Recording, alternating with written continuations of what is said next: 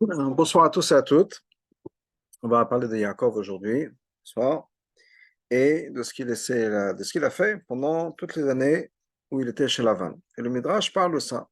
Et le Midrash qui nous dit que quand Yaakov est sorti de Haran, le Pasuk nous dit Vaeshkav Makoma, où il est parti se coucher dans cet endroit-là. Et Chazal nous dit, c'est un Midrash, Rabbah Midrash, dans le Midrash sur Bereshit, sur le Chumash Bereshit. Donc le Midrash nous dit que dans cet endroit-là, sur Aramoya, c'est là où il est parti dormir. Mais dans les 14 ans qu'il est parti ensuite dans les yeshiva de Shem et Ever, là, il n'a pas dormi. Ou bien un autre midrash qui nous dit que pendant les années où il était chez Lavan, pendant les 20 ans qu'il a passé chez Lavan, à ce moment-là, il n'a pas dormi. Mais cette nuit-là, il a dormi. D'ailleurs, c'est intéressant qu'on voit dans les mots, le Père Nourabic, dans le mot Beyatra, on dit, avant d'aller dormir, on dit Beyatra, Afkidrochi. Dans tes mains, je donne mon esprit, je donne ma neshama dans tes mains. Et le père du rabbi nous dit que Beyatra, on a une allusion au fait que Yaakov a dormi cette nuit-là, qui était après les 14 ans dans les Shiva de Shem Ever, et avant les 20 ans qu'il a passé chez Lavan, ou pendant les 14 ans, il étudiait jour et nuit. Pendant les 20 ans, le Pasuk nous dit, Yaakov nous dit dans les Psukim, qu'il a travaillé jour et nuit pour Lavan. Et au milieu B, entre le 14 et le 20, il a dormi. Et le mot Beyatra, c'est le B au milieu, entre. Yad, c'est la gematria de 14, et le Chaf ADN, c'est la gematria de 20. C'est-à-dire qu'entre les 14 années à l'Eshiva et les 20 années chez Lavan, il a dormi. Il a dit le pasuk Beyatrav Kilouchi, il est parti dormir. En tout cas, le Midrash nous dit dans le Midrash qu'il c'est l'année où il a dormi, pardon, la nuit où il a dormi, et c'est ce qui s'est passé là. Ensuite, le Midrash continue. Il nous dit la chose suivante. Qu'est-ce que Yaakov, qu'est-ce que Yaakov faisait pendant toutes les années où il était chez Lavan? Et on a deux réponses qui nous sont données dans le Midrash. Une réponse qui est qu'il disait tous les Teilim. Il disait Teilim. Alors bien sûr, on peut comprendre pourquoi il disait Teilim, parce qu'il ne pouvait pas étudier comme il était comme ça approfondissait à l'Eshiva. L'Eshiva, il pouvait dans l'Eshiva de Shem, de Ever, il pouvait vraiment étudier dans Youn, il pouvait se concentrer, etc. Là-bas, il travaillait. Et au fait qu'il travaillait très dur, comme il va dire dans la paracha de la semaine d'après, il a travaillé jour et nuit, etc. Donc il était vraiment complètement plongé dans le travail, parce qu'il était employé. D'ailleurs, on apprend la halachot d'un employé de Yaakov, la manière dont il faut se donner, etc. Donc il a travaillé tout le temps avec le tzon là-bas. Donc il ne peut pas se concentrer, donc il disait les teilim. Ça, c'est une opinion. Mais une autre opinion qui n'est que quoi? Qu'est-ce qu'il faisait pendant ces années-là? Il lisait les 15 Teilim qui sont les Shiramalot. Il y a 15 Teilim à partir de Teilim 120, 15 Teilim après, qui sont 15 psukim Shiramalot. Et d'après le Midrash, il disait ça. Alors, la question, bien sûr, c'est qu'est-ce que le Midrash essaie de nous dire? C'est quoi l'idée de ces 15 Teilim? Pourquoi est-ce que c'était ça exactement qui était le secret, si on peut dire, de ce que Yaakov a fait? Alors, pourquoi est-ce qu'on dit que Yaakov devait faire des Teilim, et ces Teilim en particulier? Yaakov est en galoute.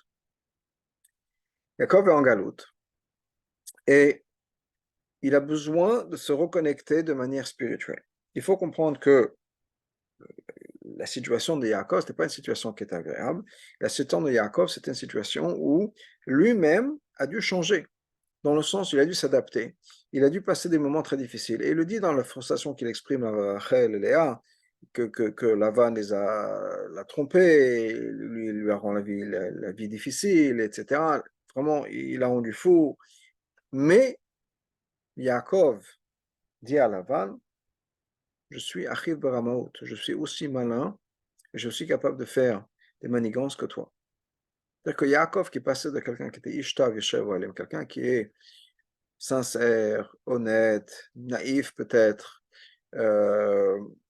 et il est devenu quelqu'un qui était tout à fait capable d'être un Ramaï, d'être quelqu'un qui allait faire des magouilles, un magouilleur. Et il a dit à Lavan, je suis aussi capable que toi. C'est-à-dire que Yaakov de Ishtam est passé à quelqu'un qui pourrait être un Ramaï comme Lavan. Donc ce n'est pas évident, c'est une transformation qu'il a dû faire, il a dû s'adapter, etc.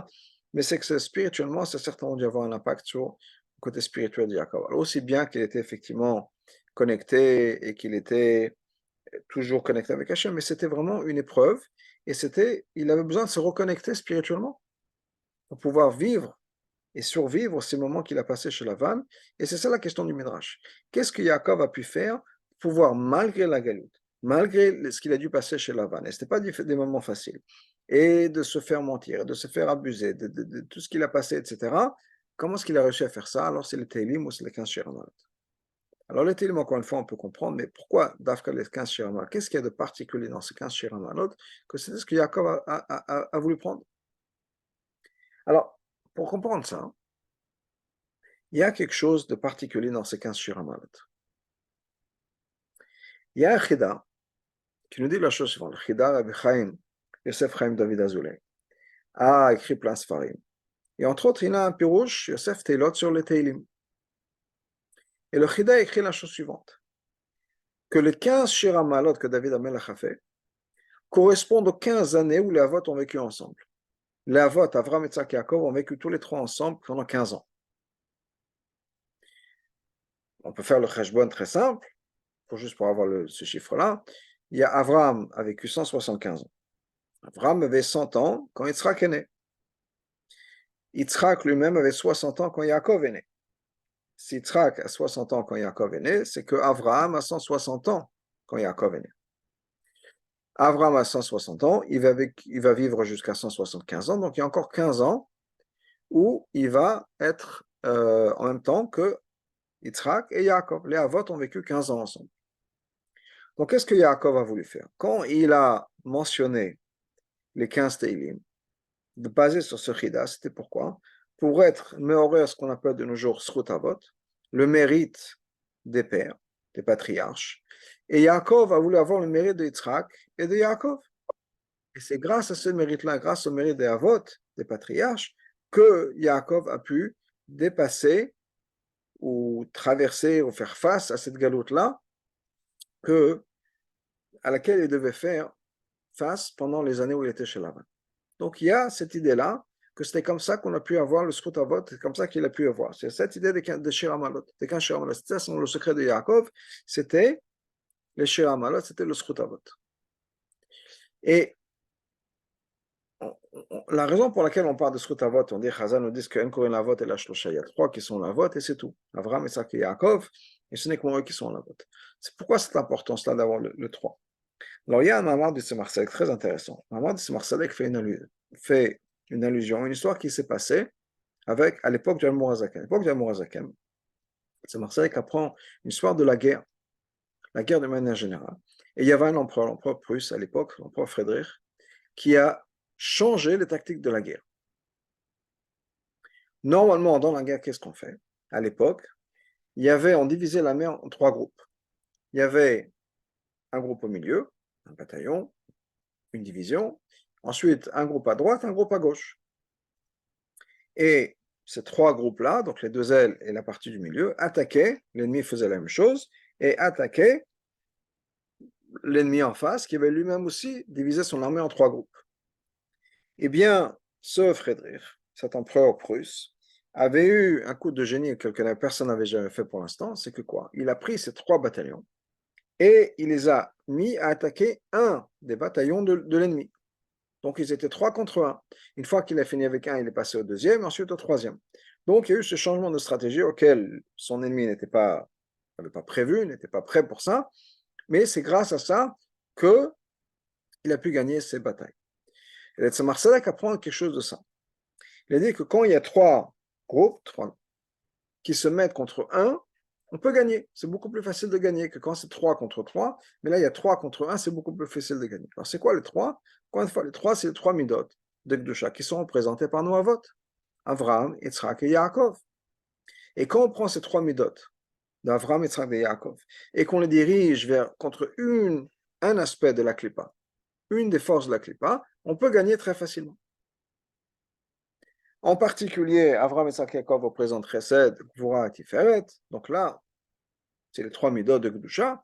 Mais ce qui est important, ce n'est pas nécessairement exactement ce que c'était, mais le point était que Yaakov a voulu avoir le Srut Avot, qui est Avram, Yitzhak et Yaakov. Cette multiplicité de fronts, si on peut dire, de multiplicité de manière d'exprimer leur Avodat Hashem, et avec le Srut d'Avram, le Srut de Yaakov, et le Srut d'Yitzhak, pardon, le Srut de Yaakov, il était facile de se battre contre l'ennemi qui représentait Lavan, Haran, etc. Haran, c'était un endroit qui n'était pas facile. Lavan était quelqu'un qui n'est pas facile. Mais en tout cas, c'était cette idée-là. C'était d'avoir les trois avot ensemble pour qu'on puisse se battre et rejeter ce que la Klippa, ce que la galoute de Yaakov avait là-bas. Et c'est ça le secret de Yaakov. C'est comme ça qu'il a pu gagner en se mentionnant, c'est ça l'idée des 15 Shir Hamalot, c'est d'avoir le Srut d'Avraham et Yaakov. Ça veut dire que dans notre côté aussi, dans notre bataille à nous, et ça peut être dans l'ennemi, on va revenir à ça un peu plus tard, contre un ennemi physique, pour l'instant on parle d'un ennemi spirituel, mais c'est vrai avec un ennemi physique, c'est qu'on va avoir ces trois approches-là. Trois approches-là, ça veut dire quoi? Ça veut dire que quand on se bat contre le Yetzirah, on a un problème particulier nous-mêmes. On ne peut pas se limiter nécessairement à une approche, il faut avoir une approche qui est avec plusieurs aspects, attaquée sur plusieurs fronts.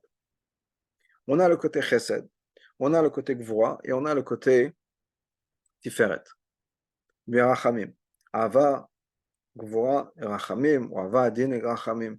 Qui est la chose suivante? La Ava, l'amour, c'est la proximité. Ce qu'on veut se rapprocher. Donc on a un certain problème, quel que soit le problème qu'on a, qu'on essaie de gérer. Eh bien, la première chose à faire, c'est l'idée de chesed. C'est-à-dire quoi?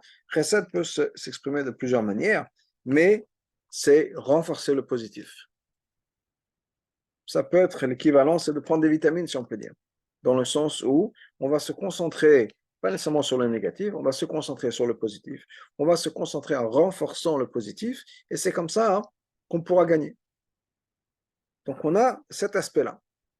Alors si par exemple, quelqu'un va un problème de, je ne sais pas, Shmirat Hanayim, okay? Il y a certaines choses que la personne regarde sur Internet et qu'on n'est peut-être pas censé regarder, c'est pas sniout à 100%. Bon, alors une des choses, on peut se battre avec ça, mais on peut aussi, de l'autre côté, renforcer le positif, étudier encore plus de Torah, faire des télim, prier, etc. Et ça va nous aider à gérer le reste. C'est une partie de l'approche, qui est la partie Avram. Ensuite, on a une deuxième partie de l'approche, qui est la partie Yitzhak, qui est quoi? C'est travailler avec ça en particulier. Si j'ai un problème de Shmirat Hanayim, il y a des choses que je regarde sur Internet que je ne suis peut-être pas censé, c'est pas de sniout comme je devrais l'être, mais je fais l'effort de me discipliner. Je veux dire non, mais je ne vais pas le faire. Alors, ça peut être se discipliner dans le sens où à 100%, ça peut être essayer de faire ça étape par étape, chacun en fonction. On dit, bon, ok, peut-être que de m'arrêter comme ça tout d'un coup, ça va être difficile, peut-être que je peux limiter, peut-être que je peux réduire, quelle que soit l'approche, ça dépend de la personne, ça dépend des circonstances, ça dépend de quoi il s'agit, etc. Il y a plein de choses, plein d'éléments à prendre en considération, mais ça va être adresser le problème directement en disant, voilà, il y a quelque chose que je ne suis pas censé faire, je m'arrête, je limite, ça c'est l'idée de Gvora, c'est l'idée de Yitzhak, je limite le négatif. Et il y a la troisième partie qui est Yaakov, qui est Tiferet, qui est Rachamim, qui est un peu un équilibre entre les deux, qui va être aussi, je pense, d'une certaine manière d'exprimer ça, c'est je fais des efforts, et de l'autre côté, je reconnais que je ne suis pas parfait, et donc si je trébuche, eh bien, je rachmanot sur moi-même, j'ai pitié sur moi-même dans le sens où je ne vais pas abandonner tout, mais au contraire, je vais me renforcer, je vais continuer, et même si je suis tombé, ben c'est pas grave, on continue. C'est pas grave. Il faut avoir un peu d'amour pour soi-même dans le sens de se comprendre et ne pas avoir des attentes extraordinaires. Dans Tania, l'amour Azaken nous dit que des fois on est déçu de ne pas être un tzaddik, il dit il faut être un peu réaliste. Bien sûr qu'on n'est pas des tzaddikim. Et bien sûr qu'on fait des fautes. Et bien sûr qu'on n'est pas parfait. Et il n'y a rien d'extraordinaire dans ça. Il n'y a pas besoin de se laisser abattre. On continue. On n'a pas été parfait. On continue à faire. Et ce n'est pas tout ou rien. C'est pas dans le sens où des fois, ok, j'ai fait une faute, ou bien j'ai fait quelque chose que j'aurais pas dû faire, j'abandonne tout. Ça marche pas comme ça. On continue à avancer, etc. Et ça peut être aussi prier, ça peut être aussi dans le Tanya parle dans d'autres langues, d'avoir la rahmanout, d'avoir pitié sur sa neshama, en disant là, quand même, je comprends qu'à chaque fois que je fais une avéra, eh bien, je traîne ma neshama dans la boue, que je fasse des efforts, quelle que soit la manière dont cette rach quand même s'exprime. Donc, avoir les trois. Ce qui fait que quand d'un côté je renforce le positif, de l'autre côté je me bats avec le négatif, et dans le troisièmement j'ai un peu de peine pour moi-même, si on peut dire, je me donne un peu de considération, ça me permet d'attaquer une mida particulière ou un problème particulier que j'ai. Et c'est ça l'idée des Avot, c'est ça l'idée des 15 Shiramalot que Yaakov disait, c'est pour avoir le sroud de tous les Avot, de toute cette Avoda-là, qui va nous permettre, et qui va lui permettre à Yaakov, et qui va nous permettre aussi, puisque la leçon qu'on apprend de ça, de pouvoir faire ce qu'il faut faire, et de pouvoir avancer et se combattre la clipa à laquelle on fait face. Et ça, c'est quelque chose qui est important. Encore une fois, c'est une des leçons de Yaakov. C'est la leçon de Yaakov avec ce que Chazal nous dit. Comment si Yaakov a survécu les années de galoute qu'il a passées, les années difficiles, détaché de la terre d'Israël, détaché de son Rosh Hashiva, de son père, de la maison d'Yitzhak, etc. Et il a dit à Léa et Rachel, il a dit, si ce n'était pas, Eloké Avraham et Pachad Yitzhak, ce n'est pas pour l'aide et le sroud d'Avod d'Avraham et de Yitzhak, je n'aurais pas été là.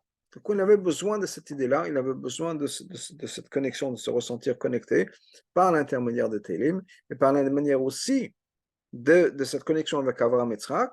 Et comme ça, on a ce Chut HaMeshulash que le Chazal dit Lobi Merabinatek, quand on a quelque chose de triple, c'est quelque chose qui est fort. Dans l'exemple souvent d'un tabouret, un tabouret avec deux legs, deux jambes, deux pieds, ça ne marche pas, il faut avoir trois pieds au moins pour que le tabouret puisse tenir. Quand on a le chiffre 3, on a quelque chose de fort, de résistant, et c'est ce que Yaakov a fait pour pouvoir résister, encore une fois, à ce qui se passe dans la galoute, là où il vivait avec Lavan.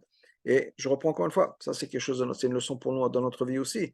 Dans notre Avodat Hashem, c'est une leçon au niveau national, mais c'est au niveau aussi de manière personnelle, que quand on essaie de travailler sur quelque chose, il faut prendre une approche qui est triple. Pas se satisfaire, pas se contenter de dire je fais une chose, voilà, j'essaie de me contrôler mais j'arrive pas, ou bien je renforce le positif mais ça suffit pas. Il faut qu'on ait plusieurs choses à la fois en même temps. Qu'on a un système de support, et ça peut être parler avec un HPA, parler avec un RAR, ça peut avoir un ami, et ça c'est une partie de l'histoire, ça peut être ensuite, il y a mes efforts personnels, mais même dans mes efforts personnels, si je dois rendre des comptes à quelqu'un, c'est plus facile de faire des efforts. C'est quelqu'un qui va me dire après, ok, qu'est-ce qui s'est passé, on s'est dit 10 minutes de moins cette semaine, est-ce que tu arrives à faire les 10 minutes de moins ou pas? Quand il y a quelqu'un d'autre, et ça nous aide à prendre les bonnes décisions. Mais l'idée, c'est encore une fois de pouvoir partir dans plusieurs directions, de couvrir plusieurs approches aux problèmes qu'on a. Et je pense que si on parle déjà de problèmes, d'avoir un HP, un rave à qui on peut parler, c'est quelque chose d'important. Ou un ami, quelqu'un qui est proche mais qui est de bons conseils, quelqu'un qui est sage et de bons conseils, quelqu'un qui va nous guider, va nous aider, va nous dire, ok, Tachles, qu'est-ce qui se passe, où tu en es, est-ce que ça avance, que ça avance pas, etc. Donc ça, c'est quelque chose d'important. Et donc, on revient à l'idée de Srutavot qui est mentionnée ici. Maintenant, ce que j'ai mentionné ici pour l'instant, c'était que Yaakov a demandé à voir, prier, à voulait se rappeler du mérite d'Avram et de Yitzhak et de son mérite à lui d'avoir les trois approches pour pouvoir se battre contre la clipa qu'il avait, contre la galette dans laquelle il était. La vérité, c'est que la Chassidut donne une interprétation encore plus profonde du fait que les années pendant lesquelles les Havot ont vécu ensemble, c'était 15. 15, ce n'est pas un chiffre qui est comme ça juste par hasard. Comment est-ce qu'on a 15? La manière la plus facile d'avoir 15, c'est Yud et He. Le 10 et le 5. Alors bien sûr, nous, on n'écrit pas 15 de manière générale, on n'écrit pas Yud Ke parce que c'est le nom d'Hachem, justement. On écrit Tet Vav de manière générale. Mais la raison, c'est parce que, effectivement, la vraie Gematria, si on peut dire, enfin la manière la plus simple d'écrire 15, c'est le Yud et le He, qui sont les deux premières lettres du nom d'Hachem. Dans le nom d'Hachem, il y a 4 lettres. Yud, puis ensuite le He, ensuite le Vav, et ensuite encore une fois un He. Yud, Ke, Vav, Ke. 4 lettres. Ces 4 lettres-là représentent les 4 étapes de création. Ça représente de manière générale les 10 sphirotes, mais aussi les 4 étapes de création qui sont les 10 sphirotes, c'est la même chose. Ça représente aussi les 4 mondes, Atzilut, Bria, Yetzirah, Asiya, mais de manière générale, tout ça, c'est la même idée, ça est juste à des degrés différents, qui sont les étapes de la création, que ce soit Atzilut, Bria, Yetzirah, Asiya, ou bien les 10 sphirotes, Chochma, Bina, ensuite les Midot, ensuite Malchut, c'est la même idée, c'est l'évolution de la création. Alors, revenons au nom d'Hachem, Yud Kei Vav Kei, expliquons ça un petit peu. Toute idée, tout projet, toute construction, tout ce qui se passe, commence avec une idée, avec un point de départ. Le point de départ, c'est représenté par le Yud. Le Yud, c'est justement cette lettre qui est un point. C'est mon point de départ. Donc j'ai mon point de départ, j'ai une idée, j'ai un projet, j'ai un rêve, quelque chose qui est mon point de départ. Ensuite, il faut se développer ce point de départ, de manière intellectuelle, dans ma réflexion. Okay, j'ai ce projet, j'ai cette idée, qu'est-ce que je vais faire avec? Okay? En Amérique, beaucoup de gens aiment faire, je ne sais pas, faire un podcast. Bon, j'ai un podcast, de quoi je vais parler, comment est-ce que je vais le faire, trouver du matériel, etc., etc., etc. Tout ça, je développe un peu dans ma tête mon projet. Ensuite, je concrétise ce projet qui est représenté par les simidotes. Et puis à la fin, le dernier hé, c'est l'action. C'est Malchut, c'est l'action, c'est Olam Asiya. Je réalise mon projet, je fais mon podcast, ou j'écris le livre, ou je construis la maison que j'avais fait. Quel que soit le projet que j'avais en tête, je vais aller faire les courses que j'avais besoin pour Shabbat. Ça va du petit projet au plus grand projet. La création de l'univers par Hachem, c'est la même chose. Ça commence avec une idée qui a été développée, ensuite mise en application, et enfin accomplie, qui est Yud Kevavke, encore une fois. Le Yud, c'est le début du projet, c'est le point. Le He, c'est le développement. Le He, c'est une lettre qui a 3 dimensions. C'est la même chose, c'est un Yud, mais il a été développé. Ensuite, le Vav, on amène ça du monde de l'idée au monde de l'action. Et le dernier He, c'est encore une fois une lettre qui est 3 dimensionnelle. Et cette fois, c'est dans le monde de l'action.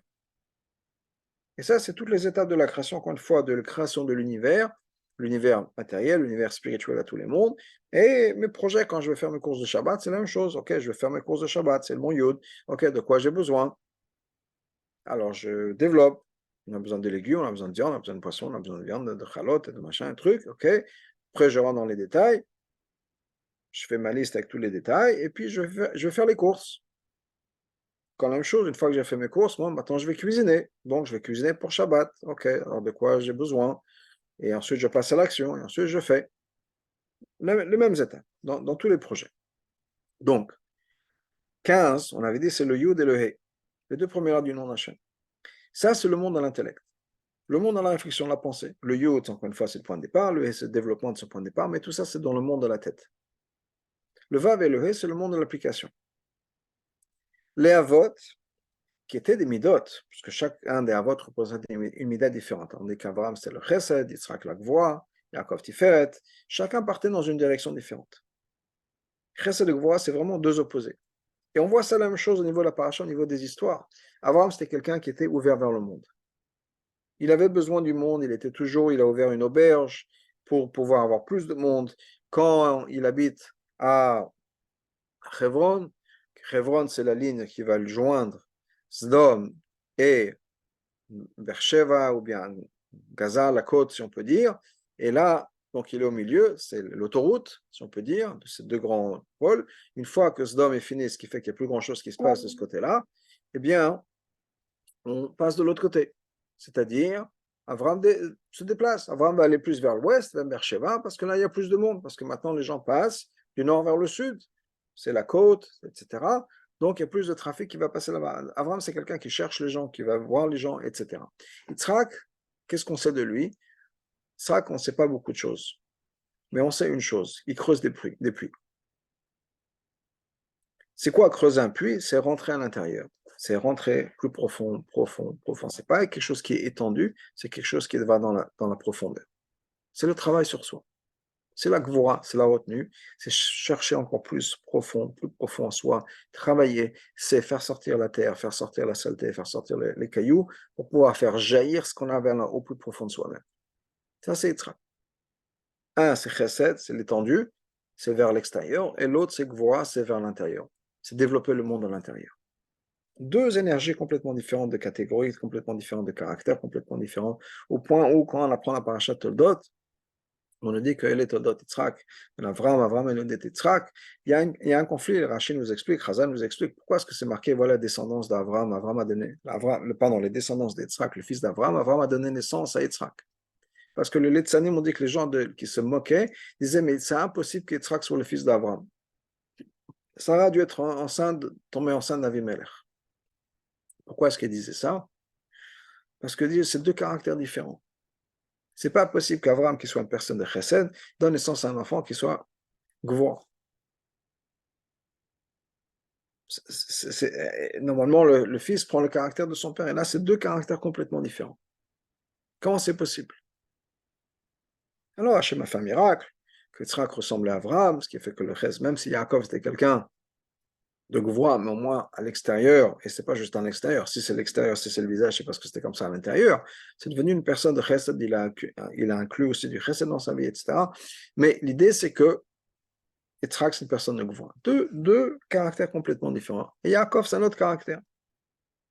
Yaakov, c'est Ishtam, Yeshevoalim, c'est une personne qui est entière, qui est ni à droite ni à gauche, il est entier, qui est l'idée de Tam, et qui est l'équilibre parfait entre Avram et Yitzhak. C'est pas trop à droite, trop de chesed, comme Avram qui était prêt à faire du chesed avec n'importe qui. C'est pas comme Yitzhak qui était plutôt dans le monde de la Gvura, dans le monde de l'intérieur. C'est quelqu'un qui a cet équilibre. Et on sait sur Yaakov beaucoup plus de choses. On a tout un tas d'histoires de ces conversations, de ce qui s'est passé, des événements, etc., avec le monde extérieur. Yitzhak, il n'y a pas grand-chose. Yaakov, on sait beaucoup de choses. Parce qu'encore une fois, chacun a son caractère. Comment est-ce qu'on peut faire pour prendre ces trois personnes-là qui sont dans une pièce, si on peut dire, trois caractères complètement différents, et faire en sorte qu'ils travaillent tous ensemble? De manière naturelle, c'est pas possible, dans le sens où, c'est-à-dire quoi, c'est pas possible. Chacun va partir dans une autre direction. On leur donne une mission. Chacun des trois va faire cette mission de manière différente.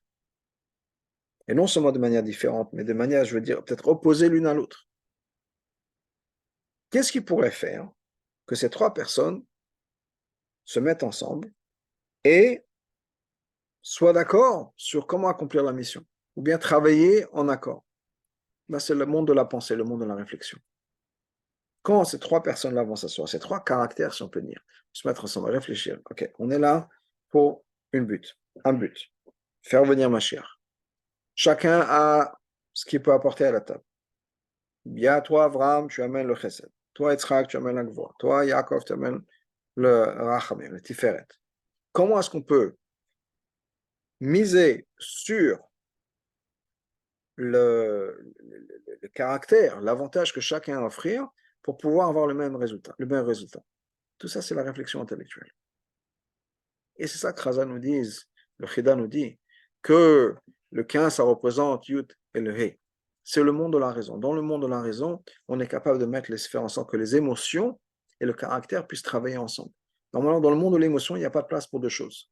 Mais grâce à l'influence du Sechel, grâce à l'influence de la réflexion, on peut faire en sorte que tous ces trois caractères qui sont complètement différents travaillent ensemble.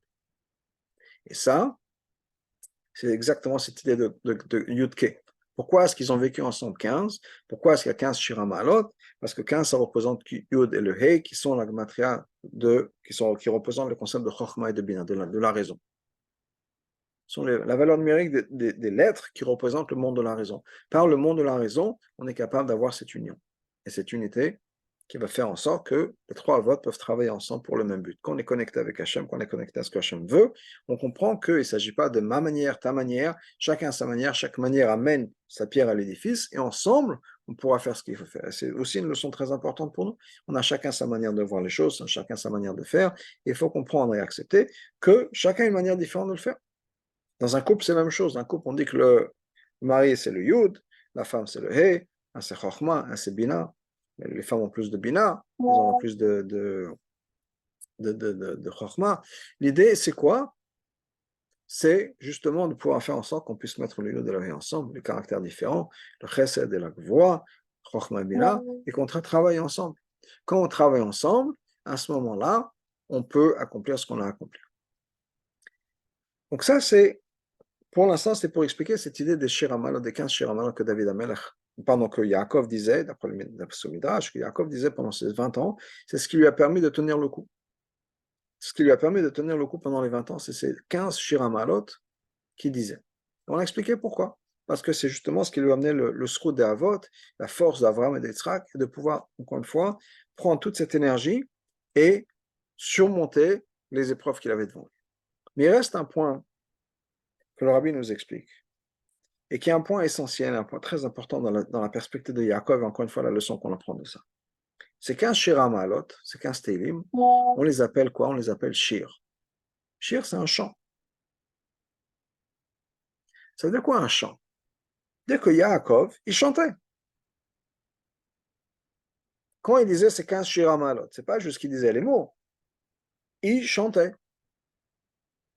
Et quand nous on dit Shir Hamalot, et en ce moment on est en Israël, Shir Hamalot, Ma'in Yavo Israël, Shamal, Mamakim Karaticha Hashem, on appelle Hashem du plus profond. Tout ça, c'est Shir, c'est une chanson. Comment est-ce que Yaakov, en étant dans cet exil, en étant chez Lavan, en souffrant chez Lavan, et il ne sait pas que Yaakov s'est caché du fait qu'il souffrait chez Lavan, il le dit, pas qu'il vivait dans un monde complètement différent. Yaakov souffrait, et malgré tout, Yaakov chantait alors qu'il était chez Lavan. Comment c'est possible? Comment c'est possible? Et l'explication est la suivante. Il y a un principe, et c'est un principe important dans la vie, qui est Irida le Tzorech Aliyah. On descend pour remonter. Qu'est-ce que ça veut dire qu'on descend pour remonter? C'est-à-dire qu'à chaque fois qu'il y a quelque chose qui se passe dans le monde, à chaque fois qu'il y a quelque chose, une difficulté dans le monde, et ça peut être le monde de manière générale, ça peut être notre monde à nous, c'est la même chose. On a une irida, on descend, on a un obstacle, on a une épreuve. Tout ça, c'est pour pouvoir remonter, être encore plus fort après. Et Yaakov avait compris ça. Yaakov savait très bien que la raison pour laquelle il est là, la raison pour laquelle il doit traverser tout ce qu'il va traverser, tout ce qu'il a traversé avec Lavan, tout ça, c'est pourquoi? C'est pour pouvoir remonter.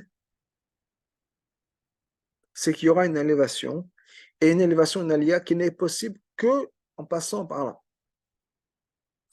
Il y a une histoire qu'on connaît, une histoire extraordinaire que Chazal nous dit avec Rabbi Akiva. Rabbi Akiva, c'est quelqu'un d'extraordinaire. Rabbi Akiva, c'est quelqu'un qui, à l'âge de 40 ans, abandonne toute sa vie. Il va faire une transformation à 180 degrés de toute sa vie. Rabbi Akiva, c'était quelqu'un qui avait dit quand il était plus jeune qu'il avait une haine des Tamilei Chachamim, des gens religieux, si on peut dire. Il haïssait les gens religieux. Okay? Et alors, bien sûr, on comprenait qu'il a changé sa vie, qu'il a tout lâché pour la Torah, et il va étudier. Et ça va être grâce à lui que la Torah Sheba'al Peh continue jusqu'à aujourd'hui, par l'intermédiaire de ses élèves, 5 élèves qui vont continuer après que les 24 000 ont disparu. Il y a 5 élèves qui vont continuer à soutenir la Torah, qui fait qu'on a la Torah Sheba'al Peh jusqu'à aujourd'hui grâce à ces 5 élèves. Et à l'âge de 120 ans, Rabbi Akiva est torturé, mis à mort, torturé à mort par les Romains. Et les Malachim voient ça. Les Malachim, ils sont hors d'eux. Mais comment Hachem, tu peux faire une chose pareille? Zut Torah, ce sera, ça c'est la récompense de la Torah. Mais Akiva, c'est pas juste quelqu'un qui a étudié, c'est quelqu'un qui a tout abandonné pour la Torah. Et maintenant, il doit souffrir parce qu'il est en train de souffrir. Comment tu peux faire une chose pareille? Et Hachem leur répond par un mot. Si vous continuez, je remets le monde à Tovavo, au néant que c'était avant. En autre mot, Hachem leur a dit, on a deux choix. Soit on continue comme ça, et c'est difficile et c'est dur et ça fait mal, soit on arrête, on repart à zéro. C'est-à-dire que tout le projet de dire avec Tartonim, tout le projet de Mashiach, Hachem a dit, bon, on peut arrêter, si ça fait trop mal, si c'est trop dur, on arrête. Et c'est fini. Et on aura perdu une opportunité extraordinaire. Ou bien on continue, on pousse à travers les problèmes, à travers les difficultés, et on va y arriver. Mais le monde tel qu'il est, le monde avec ses difficultés, c'est quoi? C'est pas juste pour la difficulté. C'est Irida le Tzorech Aliyah. C'est qu'il y a des difficultés, et les difficultés sont là pour qu'on puisse accomplir quelque chose d'extraordinaire. Et des fois, pas des fois, mais en général, on ne va pas accomplir ces choses-là sans le challenge, sans la difficulté. C'est comme ça. On a besoin d'être poussé pour pouvoir se dépasser. Si on n'a pas l'occasion, l'opportunité, on ne va pas se dépasser. On a besoin d'avoir une épreuve, quelque chose, une challenge, pour pouvoir arriver à se dépasser. On ne peut pas faire ses preuves s'il n'y a pas d'opportunité de faire ses preuves. Donc, on a besoin de ça. Donc, Yaakov avait cette vision en comprenant très bien que quoi. Et s'il passe par tout ça, ce n'est pas juste par hasard. S'il passe par tout ça, c'est qu'il y a quelque chose d'extraordinaire qui va se passer de l'autre côté. Et ce côté extraordinaire qui va se passer, c'est quoi? C'est bien sûr toute la liote que Yaakov va pouvoir arriver, que tous ses enfants sont des tzadikim, qui va être ensuite la base, la naissance du peuple juif et des 12 shvatim, etc. On a besoin de passer par là, et c'est Yerida et Tzorech Aliyah, on va ressentir encore plus fort. Donc Yaakov a compris tout ça. Alors, ça ne veut pas dire qu'il ne souffrait pas, ça ne veut pas dire que la galoute, ce n'est pas quelque chose qui est dur. C'est extrêmement dur, c'est très difficile à vivre. Mais on a cette vision des choses qui nous permet d'avancer. Je parlais de Rabbi Akiva, une autre histoire avec Rabbi Akiva, que beaucoup connaissent, que quand lui et ses collègues ont eu cette vision du Harabait, de la destruction qui était sur le Harabait. C'est la fameuse histoire où ils étaient en train de se promener, et ils ont été sur le mont Scopus, et ils ont vu le Harabait qui était complètement détruit. Et avec un renard qui se faufilait, qui sortait de l'endroit où c'était le Kodesh HaKodashim, le Saint des Saints. Et tout le monde s'est mis à pleurer, Rabbi Akiva s'est mis à rire. Pourquoi est-ce que Rabbi Akiva s'est mis à rire? Alors ils l'ont demandé, Akiva, pourquoi est-ce que tu rigoles? Et il leur a dit, mais pourquoi est-ce que vous pleurez? Mais comment ça, pourquoi est-ce que nous on pleure? On voit la destruction qu'il y a devant le Beth Amikdash, etc. Comment est-ce qu'on peut ne pas pleurer? Alors, mais qui va nous dire, c'est exactement pour ça que je ris. On voit la destruction du Beth Amikdash. Ce qui veut dire que quoi? C'est que les prophéties sur le troisième Beth Amikdash sont en train de se passer. On a eu les prophéties sur la galoute, on a des prophéties sur le troisième Beth Amikdash. On voit le plan de Dieu en train de se mettre en place devant nous. Comment est-ce que je peux ne pas rire? Les Sfarim nous disent que Akiva, c'est le même lettre que Yaakov. Aleph Kof Yud Bet. Parce que Yaakov avait aussi cette compréhension. Il voit la galoute, mais en même temps, il voit le but derrière. Et Yaakov chante. Il a dit, je suis tellement heureux de pouvoir vivre cette expérience. Alors, c'est une expérience difficile, mais c'est quelque chose de l'autre côté qui va être extraordinaire. C'est comme une maman qui va donner naissance, qui est en train de donner naissance, c'est dur et c'est des souffrances horribles de donner naissance. Mais c'est pas quelque chose de triste. Au contraire, et chaque contraction, c'est quelque chose qui nous rapproche de la naissance, qui rapproche de cette nouvelle vie. Et Yaakov avait cette compréhension en disant, chaque épreuve, c'est quelque chose qui me rapproche encore plus de ma Géoula, de la naissance du peuple juif, etc. Alors c'est dur, mais c'est une dureté qui va me rendre heureuse. C'est une difficulté qui me rend heureuse. Et ça, c'est ce que Yaakov a compris. C'est pour ça qu'il chantait. Shir Hamalot, il chantait. On voit ça dans les mots des Télim, c'est dans le Shir Hamalot. Qu'est-ce qui est marqué dans le Shir Hamalot? Dans le premier Shir Hamalot, qu'est-ce qui finit? Shir Hamalot, le pasuk finit quoi? Hema, ani shalom, moi je suis pour la paix. Mais quand je parle de la guerre. Ça veut dire quoi? Ça veut dire qu'effectivement, des fois, Hachem nous envoie les goyim pour nous attaquer. Et on comprend que le chemin de la paix, c'est quoi? Ce qui va se passer par la guerre. Pourquoi est-ce qu'Hachem fait en sorte qu'on a besoin d'avoir ces guerres-là, chas shalom? C'est pour pouvoir arriver à une paix encore plus profonde. C'est-à-dire que quand il y a des difficultés, là on parle, la sikha dont on parle, c'est une guerre spirituelle, mais malheureusement ça peut être une guerre matérielle comme on le vit en ce moment, c'est que il y a des choses qui se passent pour nous réveiller. Il y a des choses qui se passent pour qu'on puisse prendre conscience de ce qui est en train de se faire devant nous et qu'on puisse prendre conscience qu'on avance vers la Géoula, on avance vers quelque chose d'extraordinaire qui va se passer. Et donc, on peut avancer avec ce shir. D'ailleurs, on voit comment les soldats vont.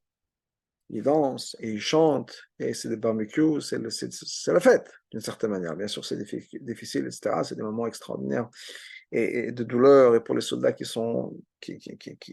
souffrent et qui sont malheureusement blessés. Et alors, je ne parle même pas de ceux qui sont malheureusement qui ont perdu leur vie pour Am Israël. Mais de manière générale, même cela l'approche, et l'approche, on est heureux parce qu'on sait qu'on travaille pour Am Israël. Et même quand le pasteur qu'on parle de Shabbat, il nous dit Ma'ayin yavo Israël, d'où est-ce que mon aide va venir? La réponse, la chassidut, elle est dans le pasuk, mais Ayin yavo Israël, mon aide va venir de la madriga qui est Ayin. Quand Hachem a créé le monde, mais Ayin le Yash, du néant à l'existence. Cette madriga de Ayin. Bien qu'on dit El Mazal Israël, que le Ayin c'est le Mazal d'Israël. C'est quelque chose qui est tellement loin qu'on ne peut même pas lui donner un mot, on ne peut même pas le décrire, on dit que c'est du rien. Pourquoi c'est rien? Parce que ce n'est pas quelque chose qu'on peut mettre sous une étiquette avec un nom, etc., c'est tellement fort, tellement puissant qu'on n'a pas de manière de l'habiller, de l'exprimer. On appelle ça le haïn, le rien, le néant. Mais ce n'est pas le néant. C'est une révélation d'Hachem tellement forte qui nous dépasse et qu'on ne peut pas décrire. On n'a pas de mots pour décrire ça. Et c'est ce qui se passe ici. Quand on a cette vision d'Hachem et qu'on a conscience que c'est Hachem qui gère le monde et que tout se passe par Hachem et que chaque épreuve est là pour un but positif et c'est dur. Et Bezrat Hachem, les gens qui nous ont quittés, on va les revoir très très rapidement avec la vie de Mashiach, très tamétim.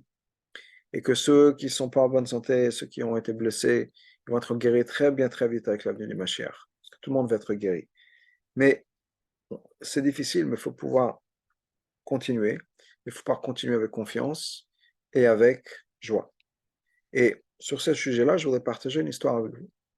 Et je vais conclure avec cette histoire. C'est une histoire que j'ai entendue la semaine dernière, c'était le Kinus HaShluchim, du Rav Goner d'Israël. Rav Goner d'Israël, Rav Mendel Goner, c'est le fils du Rav Goner, à la Shalom du Rav Lebel Goner, qui était le masqué, le secrétaire du Rabbi. Il a raconté l'histoire suivante. C'est une histoire qu'il n'a jamais entendue de son père. Mais maintenant que son père est décédé, ils font un peu le tri de ses affaires, etc. Ils sont passés à travers son Yomad, son journal, où il a marqué toutes les choses avec le Rabbi, etc. Et l'histoire est de Shabbat, Tisha B'Av, Tafshin Chafalef, 1961.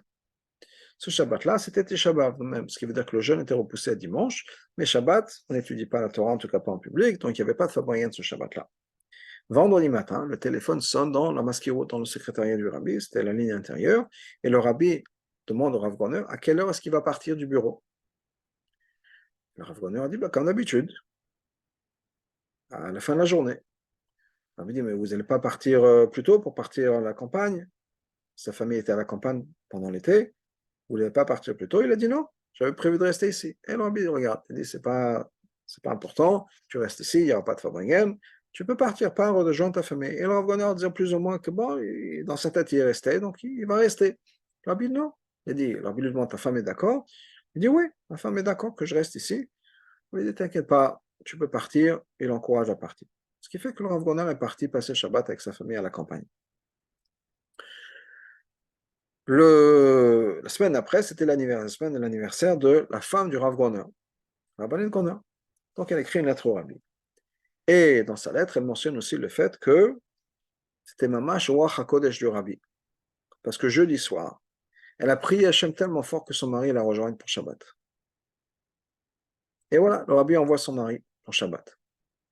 Donc elle écrit ça, c'est le Ruach HaKodesh du Rabbi, qu'il a ressenti, je ne sais pas exactement comment elle a écrit, qu'elle voulait que son mari revienne pour Shabbat. Le Rabbi, généralement, répondait sur la lettre même de la personne. Donc le Rabbi a répondu sur sa lettre, il a souligné le mot HaKodesh. Le Rabbi a dit, voilà, on voit de là le pouvoir de ce qui se passe quand on prie fort. Elle a prié fort, Hachem a écouté cette fille-là.